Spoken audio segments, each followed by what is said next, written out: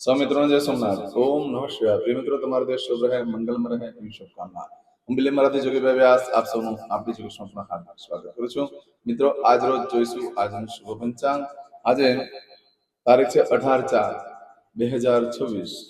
ને શનિવાર વૈશાખ સુદ એકમ તિથિ છે આ વૈશાખ મહિનાની બધાને ઘણી ઘણી શુભકામના વૈશાખ માસની અંદર જે પર્વ આવે છે બધા પર્વોની બધાને ઘણી ઘણી શુભકામના ખાસ કરીને અખાત્રીજ પરશુરામ ભગવાનનો જન્મદિવસ ઉજવવાનું બહુ જ મહત્વ હોય છે પરશુરામ ભગવાનની ઉપાસના આરાધના કરવાથી દરેક ક્ષેત્રમાં વિજય પ્રાપ્ત થતો હોય છે તો પરશુરામ ભગવાનના ચરણોમાં વંદન આજરોજ જોઈશું આજનો શુભ પંચાંગ તે પહેલા આ વૈશાખ મહિનાની અંદર દર રવિવારે મેં યજ્ઞ રાખ્યો છે યજ્ઞમાં મંગળ ભગવાનનું પૂજન જેને પ્રભાત પૂજા કહેવાય છે મંગળ દોષ નિવૃત્તિ માટે જેની કુંડલીમાં મંગળ દોષ હોય છે એ લોકો તો ખાસ બેસવાનું હોય તે સિવાય પણ બધા બેસી શકે કારણ કે મંગળ જે છે એક અલગ પ્રકારની શક્તિ છે જેનાથી સંસાર ચાલે છે જેનાથી આપણી પોતાની ક્રાંતિ વધે છે દરેક જણા મંગળ પૂજામાં બેસી શકે છે તો અવશ્ય પધારજો કોઈ દક્ષિણા નથી નામ લખાવવું જરૂરી છે આજરોજ જોઈશું આજનું શુભ પંચાંગ આજે બાળકનો જન્મ થાય છે એની તિથિ ગણાય છે એકમ આ એકમ તિથિ આજે બપોરે 2:12 પૂર્ણ થઈ જાય છે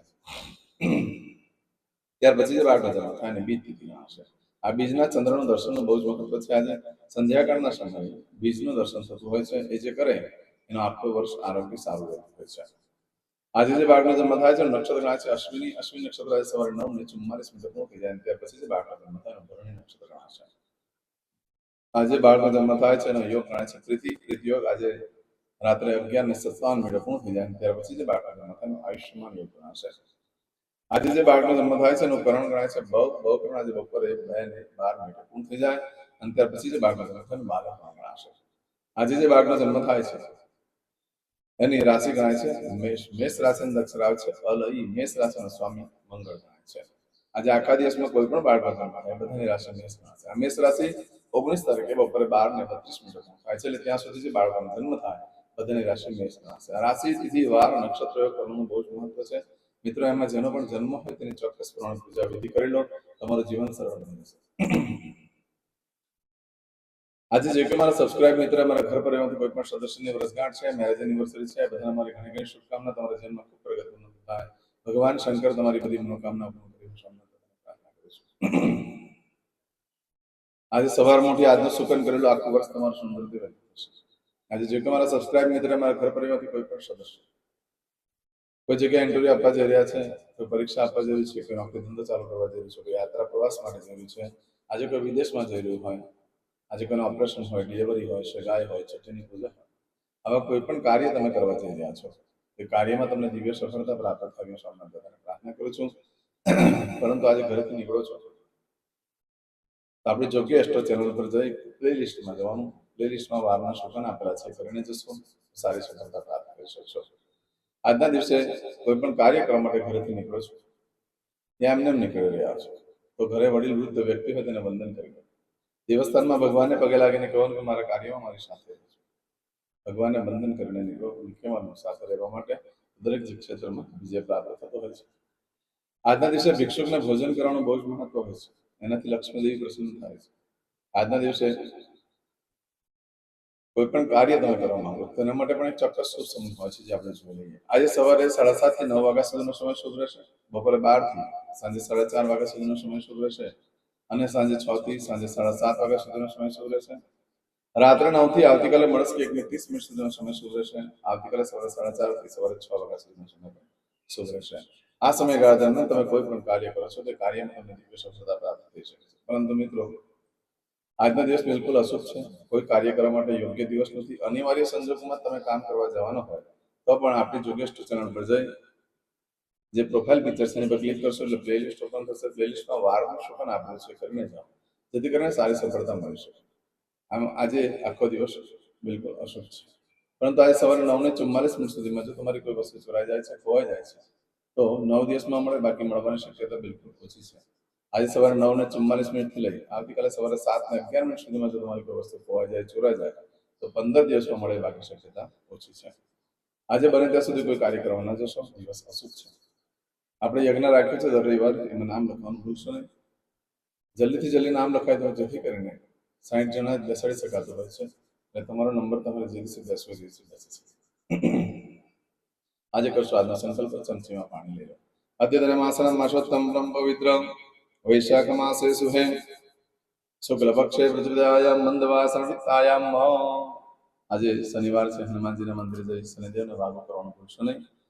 અને આજે તમે પૂજા કરવા માટે બેઠો છો, વિડીયો પતે એટલે મને તમારે જે ભગવાનની પૂજા કરી રહ્યા છો એ ભગવાનનું નામ લખી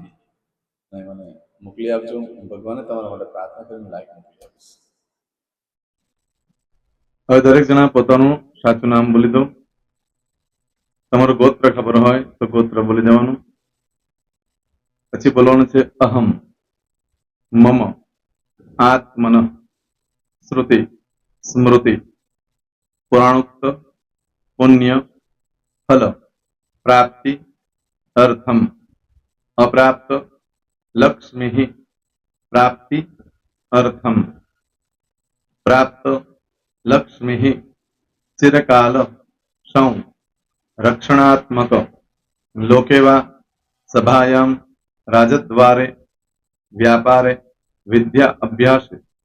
દેશે વિદેશે સર્વત્ર યશ કીર્તિ વિજય લાભાદિ પ્રાપ્તિ અર્થમ મમ અખિલ કુટુંબસ્ય આયુ આરોગ્ય ऐश्वर्यादि प्राप्ति अर्थम मम जन्म समय तथा च विप्र वृंदानां जन्म समय जन्म कुंडली मध्ये स्थित ग्रहः गोचर ग्रहः महादशा अंतर्दशा प्रत्यंतर्दशा तथा च योग युति दृष्टि मध्ये शुभ फल प्राप्ति अर्थम भय रोग शत्रु बाधा दोष मारण तारण मंत्र तंत्र अरिष्ट दोष पीड़ा निवृत्ति अर्थम भूत प्रेत पिशाचादि द्वारा रचित अरिष्ट दोष निवृत्ति अर्थम मम सकल मनवांछित फल और तुम्हारा मन में जे कई इच्छा हो बोली जवान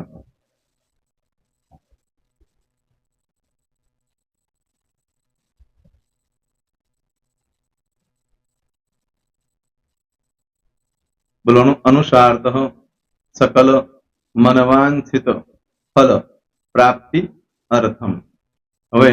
જે બરકતની પૂજા વાળા છે એ લોકો તો આ બધું બોલવાનું જ હોય છે, એ લોકો માટે કોઈ સ્પેશિયલ નથી. પણ જે લોકોએ હવે જે કહું છું તે લોકોએ જ બોલવાનું, જેના લગ્ન થઈ ગયા હોય એ લોકોએ બોલવાનું છે. મમ દાંપત્ય જીવન મધ્યે સુખાકારી પ્રાપ્તિ અર્થમ પુત્ર પૌત્રાદિ સંતતિ પ્રાપ્તિ અર્થમ આ સંતાન પ્રાપ્તિ વાળા માટે પણ આવી જાય છે. એમાં દીર્ઘ आयु आरोग्य ऐश्वर्यादि प्राप्ति अर्थम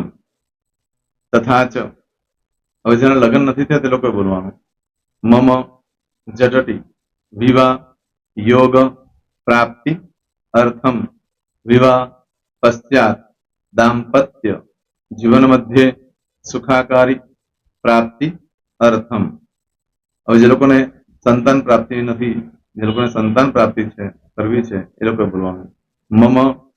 દાંપત્ય જીવન મધ્યે સુખાકારી પ્રાપ્તિ અર્થમ તથા ચ દીર્ઘ આયુ આરોગ્ય ऐश्वर्यादि समन्वित संतति सुख प्राप्ति अर्थम હવે જે અભ્યાસ કરી રહ્યા છો છોકરા વિદ્યાર્થીઓ છે તે લોકોએ બોલવાનું છે મમ વિદ્યા અભ્યાસ મધ્યે उत्तरो उत्तर प्रगति उन्नति सानुकूलता पूर्वक दिव्य सफलता प्राप्ति अर्थम और जो लोग विदेश में जवा मांगता हो कि सीट में जवा मांगता हो मतलब भारत देश ने बहार जने धंधो व्यापार करवा मांगता हो ये लोग अथवा विदेश जवा मांगता हो कायम माटे ए लोग बोलવાનું છે मम जटटी विदेश गमन योग प्राप्ति अर्थम विदेश ગમન કાર્ય મધ્યે સાનુકૂળતા પૂર્વક દિવ્ય સફળતા પ્રાપ્તિ અર્થમ. આરોગ્ય વાળા બોલવાનું છે, જેને આરોગ્યની પૂજા આપેલી હોય એ લોકોને. એમ તો દરેક જણા જ બોલવાનું છે. બોલો, મમ આયુ આરોગ્ય ઐશ્વર્યાદિ પ્રાપ્તિ અર્થમ.